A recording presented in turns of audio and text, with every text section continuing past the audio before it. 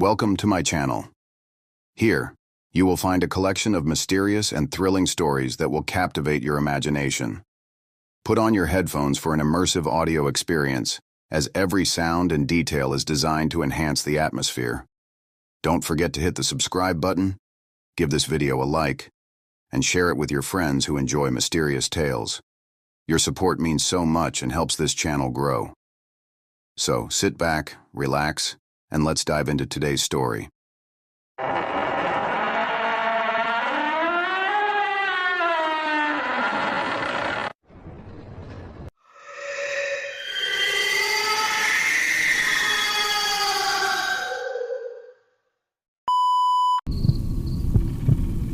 This happened a few months ago. I've been driving for Lyft for a few years now, and I usually stick to late night shifts. The roads are quieter and the tips are better, but there is a trade-off. Every once in a while, you get a story that sticks with you, and not in a good way. I'd always thought of myself as careful. I've dealt with my fair share of odd passengers, but nothing, and I mean nothing, even came close to being as strange as what I'm about to tell you. I didn't have a dash cam at the time, and that night was the main reason I installed one. It started off normal enough, just me and the odd sounds my car would occasionally make.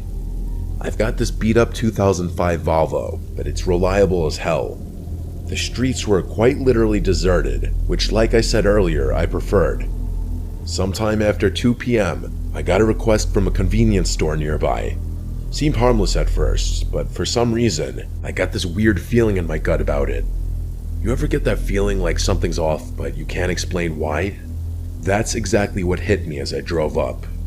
Before I even saw the guy, I figured out why I was getting that gut feeling. The convenience store I was pulling up to was closed. All the lights were off, and there was not a single car in the lot. As I pulled closer, I saw him. I made sure to drive pretty slowly so I could get a good look at him. He was pacing outside the store, wearing this ratty hoodie that looked like it hadn't seen a washing machine in years. I'm not kidding about that. There was literally a hole in the sleeve. His movements were jerky, like he couldn't stand still, and he kept glancing over his shoulder like he thought someone was after him. If I had to guess, he was on something. I probably should have just canceled the ride and driven away. I even hovered my finger over the cancel button, but I didn't for whatever reason. I unlocked the doors, and he slid into the back seat without a word. I regretted my decision the moment I took my foot off the brake. Most people either scroll on their phones or stare out the window, but not him. He just sat there, staring at me through the rearview mirror, not blinking, not looking away, just staring directly at me. I tried not to stare back, but I couldn't help but catch his eye a couple of times. He looked kind of angry, which was also pretty unsettling. I tried to ignore him and turned on the radio to break the silence. I don't even remember which station I clicked on, but the moment the music started playing, he snapped at me to turn it off. His voice was deep and a little raspy, and I could tell he was a smoker right away. That kinda caught me off guard, and I jerked the steering wheel a little bit. I resisted the urge to look at him in the mirror and just did as he said, gripping the wheel a little tighter. I didn't say anything, and we drove in silence for a while. I thought maybe he'd just sit there quietly until we got to his stop. That's what I was hoping for, at least. But then he spoke. I remember the conversation like it was yesterday. He asked me if I ever picked up someone I shouldn't have. That question hit me like a brick. I let out this awkward laugh and said, "Well, I hope not." I was trying to keep it light, but he didn't react. He just leaned back and muttered something to himself that I couldn't hear. Then he started going on about how he used to be an Uber driver and he quit because some punks stole some stuff from his car. He was slurring his words a bit, so I couldn't make out everything he said, but I got the gist of the story for the most part. I looked in the mirror once or twice while he was telling me the story, and I realized he was smiling the whole time, which was incredibly unsettling. A normal person wouldn't smile talking about something like that. He concluded his story by saying, "It's funny how much trust you put in someone sitting right behind you." That comment was what did it for me. I started thinking about him as more of a threat than just a crazy drug addict. Unfortunately, there wasn't much I could do about it. I felt my pulse speed up. I kept my eyes on the road, but my mind was spinning. I glanced at the GPS, focusing on the destination like it was some kind of lifeline, but the guy did not know when to stop talking. He kept babbling about nonsense, some of it concerning and some of it just gibberish. I honestly couldn't keep up. Eventually, he started apologizing to someone, although I don't think it was me. He began insinuating that he had just done something awful and that he was a bad person. He kept saying, "I didn't mean it," repeatedly, followed by a few frantic "I'm sorries." I didn't respond, worried that he'd do something if I did. I didn't know what he'd done or what he was capable of, but I wasn't about to find out. We were only a few minutes from his stop when he snapped out of his muttering haze and yelled at me that I had missed the turn. I didn't miss it. The GPS clearly showed we were on track, but I slammed on the brakes anyway, mostly out of fear. He demanded that I pull over, so that's what I did. My hands were shaking at that point. I just wanted the nightmare to be over. As soon as I shifted into park, headlights appeared behind us. It was a police car. I said a silent prayer and watched as it crept down the road, its spotlight briefly sweeping over my car. The guy in my back seat slouched down like he was trying to stay out of sight. I turned my head and saw him lying almost perfectly flat on my back seat with his eyes closed. I whipped my head back around before he saw me, trying to keep my breathing steady. He stayed in that position for a really uncomfortable amount of time. I wanted to ask him to leave, but decided against it. Eventually, he lifted his head and told me I had gotten lucky. Before I had a chance to do anything, he opened my car door and disappeared. I ended up calling my shift short after that. I was shaken up and didn't feel like driving around anymore. It wasn't until a few weeks later that I came across something on my phone that proved how dangerous of a situation I had been in. According to a news article, a convenience store had been robbed on the night I picked up that passenger. It was 2 blocks from where I had picked that guy up. It makes me sick knowing I was inches away from a dangerous criminal who could have harmed me if he had chosen to. I'm a little scared to contact the police about this. I try to avoid law enforcement for various personal reasons I won't get into. I'm not really sure if my report would even help. Either way, I'm much more cautious about who I let in my car.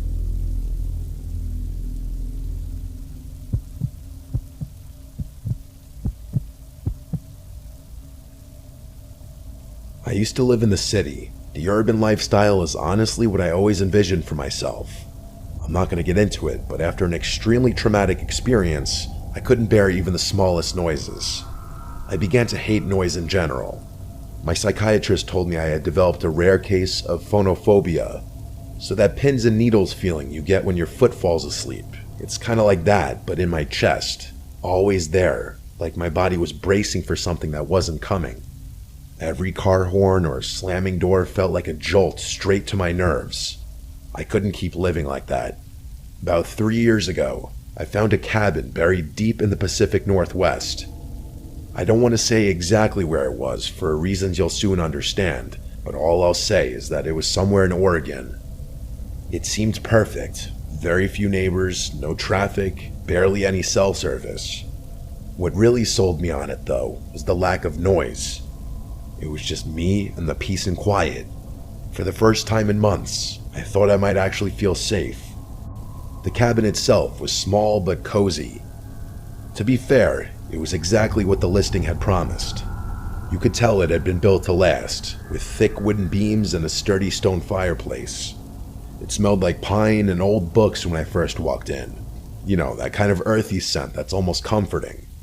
Think like one of those old cabin-style bed and breakfasts. For any of you who have gone skiing before, the nearest neighbor lived about a 10-minute walk down a narrow dirt path. I didn't meet her right away, though. For the first few days, I just soaked in the silence. I'd wake up to the sound of birds instead of sirens, and at night, the only thing I heard was the wind brushing through the trees. It was like the whole world had pressed pause, and I could finally breathe again. I did all my work from my laptop, so there really was no need for me to connect with the outside world beyond that. About a week after I moved in, there was a knock at the door. The cabin obviously had no doorbell, so those knocks were something I'd have to get used to. I opened the door, expecting it to be my neighbor, and it was. It was a moderately old woman carrying a basket of preserves like she just stepped out of a Hallmark movie. She introduced herself as Michelle and told me she lived about 10 minutes down the trail, which didn't sound far at all until you factored in how dense the woods were. I mean, you could get turned around in there just looking for firewood. She was in her late 60s with oddly long gray hair and these piercing blue eyes that made you feel like she could see right through you. She wasn't rude exactly, more like blunt. She welcomed me to the woods and extended the basket toward me like she was expecting me to take it. I didn't really have much of a choice. She was practically shoving it in my face. I know it sounds hospitable, but her vibe seemed a little off, if that makes any sense. I grabbed it impulsively, but I admit I had never been treated that way by a neighbor before. It wasn't anything crazy, but it wasn't something I was used to. I thanked her as I took the basket, and she looked at me like she was expecting me to say something else. I honestly didn't know what else to say, so I just smiled. She kept staring at me awkwardly, which confirmed my suspicion that this woman didn't interact with a lot of people. Eventually, she spoke. She said, and these were her exact words, which I'll never forget, "Always keep your lanterns full, your windows shut tight, and your wits sharper than your axe." It wasn't something a normal person would say to someone else. It was like she was reciting from a rule book. It honestly sounded more like a warning than advice. I nodded, smiled, and turned to go back inside. After shutting the door, I stood there in silence, waiting to hear her footsteps walk away. She didn't walk away for a good 45 seconds, which was probably the strangest part about the whole interaction. Despite the weird vibe, I did appreciate her kindness. She seemed reclusive, but not unfriendly. The kind of person who'd help you if you asked, but wouldn't go out of her way to pry. I told myself it was nice to know someone was close by, even if I didn't plan on needing her. I didn't even bother looking in the basket. I just set it down in the living room and forgot about it. There was a thunderstorm that night, which is extremely rare for Oregon, but it does happen. I lit a few candles and curled up on the couch with a book, trying to ignore the fact that the power was flickering every few minutes. Some of you might find that kind of isolation scary, but I actually loved it. For some reason, my brain wasn't freaked out by the natural sounds of the thunderstorm. It was actually that specific storm which gave me that realization. I listened intently to everything outside, and it was, dare I say, soothing. But of course, that peaceful feeling didn't last. A few hours after the storm started, there was a knock at the door that nearly made me jump out of my skin. I say knock, but it was really more of a banging. It was loud and definitely not natural, like whoever it was didn't care that it was pouring outside. My heart started pounding, and I began to feel that god-awful tingly sensation in my chest. After hesitating for a few seconds, I grabbed a flashlight and got up to check who it was. I looked through the little glass window pane next to the door. It was Michelle, soaked to the bone and clutching a flashlight. I opened the door, and she spoke before I even had a chance to greet her. She blurted out that she saw someone near my woodpile and that I should know about it. I was beyond confused, but her words were incredibly concerning, and that took precedence. I stepped out onto the porch, shining my flashlight into the rain, but I couldn't see anything but trees. I asked her if she was sure, and she nodded. Her eyes kept darting to the woods like she was expecting someone to emerge from it any second. The whole thing was pretty freaky. I kept looking around, but there wasn't much I could make out between the darkness and the chaos of the storm. Before I could say anything else, she told me to be careful and began walking away without waiting for a response. I watched her head back down the path toward her cabin, clearly unfazed by the pouring rain. I stood there until the glow of the flashlight disappeared out of sight, and then I went back inside. The literal second I shut the door, I realized her story was riddled with holes. How could she have seen someone near my woodpile if her house was 10 minutes away? She must have been on my property to begin with.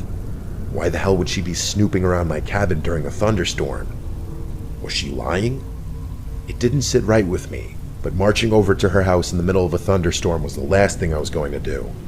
Still, I had to do something. I locked up the cabin as securely as I could and sat in my room, listening. The storm started to die down after a while, but I still felt pretty uneasy. A few more hours passed without incident, so I decided that it was probably safe to go to sleep. I can't remember exactly what time it was, but sometime after midnight, I woke up to the sound of a branch snapping just outside my bedroom window. I'm a really light sleeper, so I was 100% positive it was a branch snapping and not something else. I froze in place for a few tense seconds, listening. Eventually, I crept to the window, half hoping I wouldn't see anything. At first, I didn't, but then I spotted her. Michelle. She was standing at the edge of the woods, her body angled away from my house. I could tell it was her because her hair was so long and disheveled. I strained to make out more, but being as there was only moonlight to help me see, it was no use. I saw her beginning to turn around, so I ducked beneath the window before she could catch me looking at her. I stayed crouched there for what felt like forever. When I finally mustered the courage to peek again, she was gone. I genuinely didn't know what to do. I hadn't exactly pegged her as dangerous, just weird. But at that point, I was having second thoughts. It didn't make sense. Why would she try and warn me earlier if she was the one poking around? I didn't sleep for hours.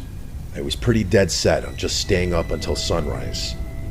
A few hours passed, and I was starting to get tired. As I finally began letting my guard down, there was a knock at the door. It wasn't like the banging from earlier. It was actually kind of quiet. Still, I wasn't going to get up under any circumstances. The pins and needles started up again as I quietly made my way over to the door. I took an inconspicuous glance through the pane and froze in horror. It wasn't Michelle. It was a burly-looking bald guy with a thick beard. I had to fight every bone in my body not to yell out in fear. The situation instantly went from a 6 to a 10. As quietly as I could, I retreated to my bathroom, locked the door, and called the police. As I was on the phone with them, I started to hear banging on the front door, like someone was repeatedly smashing it with a heavy object.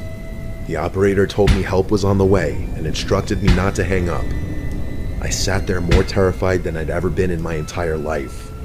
Eventually, the front door gave way, and I heard it crash open. I genuinely thought I was going to die. That man, whoever he was, started smashing things in my cabin. At least, that's what it sounded like. All I could hear was the sound of glass breaking and wood splintering. I didn't dare make a sound. Luckily, that man didn't seem to look for me, because I never heard his footsteps leave the living room. Eventually, the smashing sound stopped, and I was sitting in complete silence again. I had been fighting off a panic attack the whole time. To my surprise, the police actually arrived pretty quickly, but not soon enough to catch that guy in the act. He was long gone. I pleaded with the officers to help me out, but they were downright useless.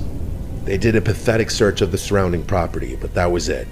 They wouldn't even agree to search the woods, saying that it was too dense and they were unlikely to find him there anyway. I begged them to accompany me to Michelle's house at least, which they agreed to.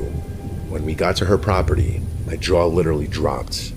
The entire cabin was abandoned. The cops confirmed this and said no one had lived there in decades. I told them they had to search it for squatters, but they told me there was no reason for them to do that. They tried to tell me that there was no clear signs of habitation, so it would be a waste of time. I damn near lost my mind when I heard them say that. I tried to argue, but they more or less told me that living in the woods was a risk I was taking and was not their problem. They left after that, which infuriated me. I obviously moved out of that cabin, but not before spending one more night there. It was awful, but I made it through without anything happening. Things have been good for me since then, but I still constantly think about this experience. Some of my superstitious friends have theorized that Michelle was actually a spirit that was trying to protect me, and that she was really just trying to watch over my property for whatever reason. I don't believe in the paranormal, so I think it's much more likely that two people, her and that man, had been squatting in that abandoned cabin.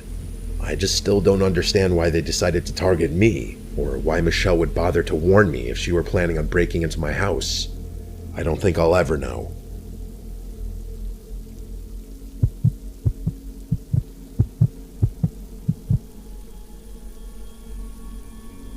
My name is Luke. My girlfriend Catherine and I met 3 years ago as freshmen in college. We go to Stanford, which has been my dream school since I was like 8. Neither of us are from California. Pretty far from it, actually. We're both from Ohio. Her from Cincinnati, and me just outside Columbus. I think that's a big reason we were so attracted to each other. I think people from similar areas are naturally drawn to each other for whatever reason. Stanford's not a huge school, but most of the student body is originally from California, so us being from the Midwest definitely differentiates us. One of the traditions we've created is how we split Christmas between our families. Catherine's popular amongst my relatives, so her presence is always appreciated and welcomed, damn near expected at this point.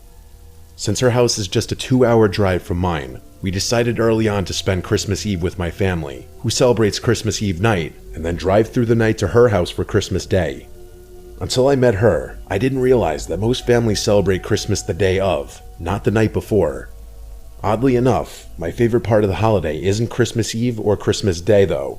It's that late night drive. It's become its own little tradition, something we both look forward to every year. The first time we did it still remains one of my favorite memories with her. Because of where I live, the quickest route from my house to hers doesn't take us on a major highway. Most of the route is quiet back roads, just fields, trees, and the occasional distant farmhouse. It's always really late at night when we do it, so in combination with the secluded route, we rarely encounter any other cars. It feels like the world is asleep, and we have it all to ourselves. Don't laugh, but we always blast Juice WRLD during the drive. His music has been a shared obsession since we met. I know his music is a little cringy, but something about singing the lyrics together is really special. It's like we're in sync. This past Christmas Eve started like any other. After a wholesome night with my entire extended family, we packed up my car around midnight and hit the road. The snow was falling lightly, and the roads were deserted as expected. With the music and heat cranked up, everything felt perfect. That all changed in an instant though. What I'm about to describe to you is still one of the most unsettling things I've ever experienced. Probably the most unsettling thing. I was driving along when the music was interrupted by my phone ringing. I glanced down, a little irritated that I'd be getting a call this late. It was an unknown number.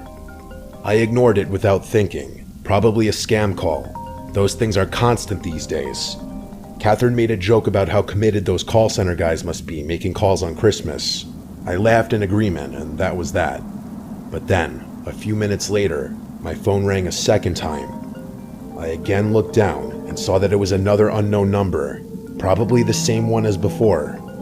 I sighed, irritated, but let it go to voicemail. Catherine glanced at me and raised her eyebrow, but didn't say anything. I tilted my phone towards her to show her that it was an unknown number, and she said, "That's so weird," with a confused look. I didn't respond. Instead, just shrugged my shoulders. The music eventually resumed, and I tried to take my mind off the phone calls. But of course, not 2 minutes later, my phone rang again. I was pissed at that point, cursing under my breath as I fumbled wildly for my phone. I snatched it from the console and swiped aggressively across the screen, ready to tell whoever it was to screw off for spamming my phone. I could tell I startled Catherine, as her body tensed up with my sudden movements. In hindsight, I probably overreacted, but I was sick of being harassed. I basically barked hello into the phone with as sharp a tone as I could muster. I expected the scam script to begin, but I was instead met with silence. I turned up the volume in my car and immediately picked up on a faint static coming from the other side of the line. I was about to hang up when a man's voice spoke. The voice didn't belong to anyone I knew. "Hello, Luke." I was so caught off guard I nearly swerved off the road. I couldn't speak. I felt my whole body starting to itch, which always happens to me when I'm nervous. Before I could respond, the man continued. He started reciting personal information, my full name, my address, details about my life that no stranger should know, details that no stranger could know. My mind was racing, trying to make sense of it. I wanted to pull over on the side of the road, but I kept driving like I was in some kind of trance. I considered shouting at him, but decided that anger wasn't the best resource in a situation like this. After he paused for a few tense moments, I finally spoke. I asked him what he wanted in a steady voice, trying to hide the fear I was feeling. The voice paused before delivering the words that made my blood run cold. He said that he wasn't here for me, that he was here for Catherine. Hearing my girlfriend's name was about 100 times more terrifying than hearing my own, and the horrified expression on her face told me that she was just as shocked as I was. I blurted out that I didn't know a Catherine, that he must have the wrong number. The man chuckled before saying, "She's sitting right next to you." That was too much for me. I pulled over on the side of the road. I had no choice. My hands were literally shaking in fear. I was about to say something when Catherine reached into my lap in one fluid movement and hung up the phone. Just like that, I literally screamed in her face, demanding to know why she hung up on a stranger that was making personal threats towards us. She didn't answer, just looked at me with wide, fearful eyes. I desperately tried to call the number back, once, twice, 3 times, but it never went through. Catherine told me to keep driving, which I ultimately did, but not before questioning her. She told me she was scared and that I couldn't blame her for hanging up, which I guess was fair. I drove off in silence, but I still couldn't understand why she'd hang up the phone. I don't know whether I was more furious or afraid. Part of me was expecting that number to call back, but after about 10 minutes, I felt like it was increasingly unlikely.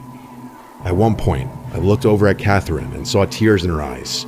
She told me she didn't feel safe, which I empathized with. Something in the pit of my stomach gnawed at me, though. Catherine and I had been through enough in our relationship to know that trust didn't always come easily. There had been little things, white lies, half-truths, moments where I caught her being less than honest. I knew I was being paranoid, though. How could she possibly have done anything to do with this? The rest of the drive was silent. I didn't play the music again, and neither of us spoke. My mind was still spinning with a million unanswered questions. Who the hell was that guy? How did he know so much about me? Only my family knew where we were driving that night, and they'd never pull a stunt like this. I was 100% sure of it. I couldn't think of another explanation, though. Even when we finally pulled into Catherine's driveway, I didn't feel much better. It's been almost a month since this happened, and I have yet to get my answers. Neither of our family members were responsible. We asked all of them. Catherine swears she's just as clueless as I am, which leads me to believe the person on the other end of the phone call had sinister intentions. You might think I'm overreacting to a harmless prank, but I'm telling you, other than our family members, there are no people on Earth who knew Catherine and I would be driving that night. I've been really tense ever since. I can't help but brace myself every time my phone rings. I know he's going to call me again eventually. It's just a matter of time.